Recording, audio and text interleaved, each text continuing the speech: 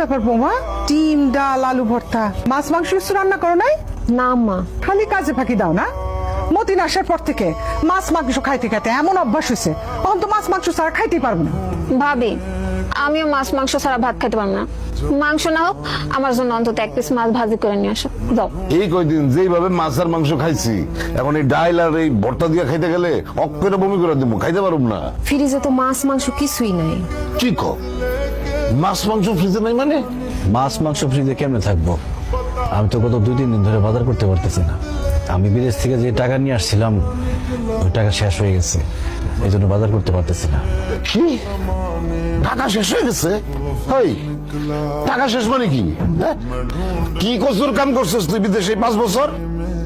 বাড়িতে একটা বিল্ডিং তুলতে পারলি না, তোর বোনটারে বিয়া দিতে পারলি না। হ্যাঁ, আরে আমি তো মনে করছি 1 কোটি কোটি টাকা নিয়ে বাড়িতে আইছে। এই 5 বছর তুই বিদেশে কি করছস? ঘোড়ার ঘাস কাটছস? কাজ কাম করস নাই? দিনেও কাজ করতাম, রাইতে ওভারটাইম করতাম। টাকা পয়সা যা কামাইতাম তোমাদের সংসারে খরচের জন্য পাঠাইতাম, আর নিজে একটু একটু করে জমাইছি। এখন বিদেশে আগের মতো ইনকাম নাই আব্বা। ফালতু কথা বলবি না আমার সাথে তুই। বিদেশে এখন আগের মতন ইনকাম নাই। ওই বেটা, ইনকাম যদি না থাকে তাহলে খালেকের পোলায় তার বিদেশি ইনকামের টাকা দিয়ে এত বড় বিল্ডিং তুললো কেমনে? এর বাপ মারে ওমরা হাউস করাইলো কেমনে?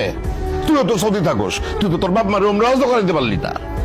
আব্বা, সবার কাজ তো একরকম না, সবার মালিকও একরকম না।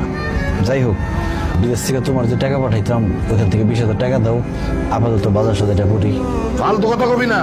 এই তুই যে আমার অ্যাকাউন্টে টাকা পাঠাইছস সেই টাকা কি আমার কাছে আছে নাকি? খরচা করে ফেলেছি না? আমি জমি বর্গা রেখেছি, আমার কাছে কোনো ক্যাশ টাকা নাই।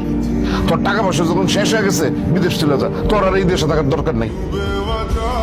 আম্মা, তোমার তো বিদেশ থেকে 1 জোড়া কানের দুল পাঠাইছিলাম, আবার দেশে আসার সময় 1 জোড়া নিয়ে আসছিলাম। ওইখান থেকে কি 1 জোড়া কানের দুল আমার দিবা? বেইসা কয়েকটা দিন তো চলতাম। আমি বিদেশে যাই আবার তোমার লিগে এর থেকে বড় কানের দুল পাঠাই দেব না। আচ্ছা, মায়ের 2 জোড়া স্বর্ণের দুল সেই দিকে নজর পড়ছে। আমার 1 জোড়া কানের দুল সাদিয়ার বিয়ার সময় দিব, তোরে দিতে পারবো না। তোর বড় স্বর্ণের গয়না বিক্রি কর। সাতাম থেকে খামো। আয় সাদিয়া, আসো। থাক, মন খারাপ করেন না। এখন আপনার কাছে টাকা নাই তো, এখন অনেক কিছু দেখবেন, বুঝবেন। কালকে আমার বন্ধু ওরা নিশ্চয় আমার টাকা দেবে। তুই আইসস, চল চল দোকানে চল, চা নাস্তা খাওয়াবি। দোস্ত, চা নাস্তা যা খাইতে চাস খাওয়াবো, আমার একটু হেল্প করতে হইব। বল কি করতে হইব? দোস্ত, আমার 20,000 টাকার খুব দরকার, আমার 20,000 টাকা ধার দে, আমি বিদেশে গিয়া তোর 20,000 টাকা পাঠাই দিল। দূর বেটা, তোর কি মাথা খারাপ হয়ে গেছে? আমি 20,000 টাকা কই পাবো? তুই না মাছ চাষ করস, পোল্ট্রি ফার্মের ব্যবসা করস, তোর কাছে টাকা নাই? না রে, টাকা নাই, ব্যবসার মধ্যে সব টাকা খাটাই ফেলাইছি। তমাল, তুই আমার 20,000 টাকা দে। আরে বেটা, আমি করি ইলেকট্রিকের কাজ, আমি কয় টাকা কামাই এই কাম কইরা? আমি 20,000 টাকা করতে দিব, আমি দিতে পারবো না। কমাল, আমার একটা জরুরি কাজ আছে বুঝছস, তোকে পরে দেখা করবনি, এখন যাইগা।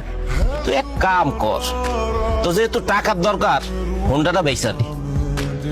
তাছাড়া তো আর কোনো উপায় নাই। আচ্ছা, তোর কাছে কি কোনো হুন্ডা কেনার পার্টি আছে? তোর যেহেতু টাকা দরকার, হুন্ডাটা আমি কিনে রাখা দিব, কোনো সমস্যা নেই। কিরে কামাল, তুই না একটু আগে বলি তোর কাছে কোনো টাকা নাই, তাহলে হুন্ডা কিনবি কেমনে? না মানে আমার কাছে তো টাকা পয়সা নাই, ভাবছি আব্বার কাছ থেকে টাকা ধার নিব। এখন হুন্ডাটা কত বেশি কো? তোর কাছ থেকে তো কিনলাম 1,20,000 টাকা দিয়ে। 1 লাখ টাকা দিস। বেডা, তোর কি মাথা খারাপ হয়ে গেছে? 1,20,000 টাকা দিয়ে 4 মাস আগে হুন্ডাটা কিনছস, আর এখন 1 লাখ টাকা দাম চাইতেছস। 50,000 টাকা দিব, হুন্ডাটা দিয়ে দে। কি কস কামাল, তোর কাছ থেকে তো হুন্ডাটা কিনলাম 1,20,000 টাকা দিয়ে, তুই 50,000 টাকা কস কোন বুঝে? আরে কামাল তো 50,000 কইছে, অন্য কারোর কাছে বেচতে গেলে 30,000 টাকাও দাম পাবি না। তোর যেহেতু টাকার দরকার, এই দামে হুন্ডাটা দিয়া দে, পরে কিন্তু এই দামও পাবি না। বিপদে পড়ছি তো, কি আর করার, কিন্তু আজকে বন্ধু বান্ধব ছিলাম। কামাল, টাকাটা দিয়ে হুন্ডাটা নিয়ে যা। টাকা তো লগে নাই, বাড়িতে আমার বাক্সের মধ্যে টাকা, আমি তাহলে টাকাটা নিয়ে আইতেছি। হ্যাঁ,